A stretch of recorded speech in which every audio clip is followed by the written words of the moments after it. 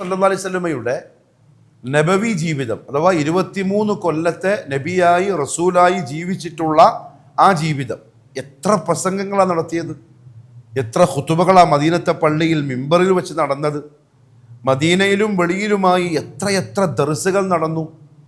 അതിലൊക്കെയും നബി സല്ലല്ലാഹു അലൈഹി വസല്ലമ തങ്ങൾ പറയാനും പഠിപ്പിക്കാനും ശ്രമിച്ചത് പ്രിയപ്പെട്ടവരെ ദുനിയാവിനെ സംബന്ധിച്ചല്ല, ആഖിറത്തെ സംബന്ധിച്ചാണ്. ആഖിറത്തിന്റെ ബോധമുണ്ടാക്കുക, ആഖിറത്തിന്റെ വലുപ്പം മനസ്സിലാക്കുക, ആഖിറം എന്താണ് എന്നൊരു തിരിച്ചറിവുണ്ടാവുക, അതിനുവേണ്ടി ഒരുങ്ങുന്നവരാവുക, അതിൻ്റെ ഒരു ഗൗരവം കിട്ടിയവരായി ദുനിയാവിൽ ജീവിക്കുക, ഇത് മാത്രമേ ഇത് കാണാനുള്ളൂ.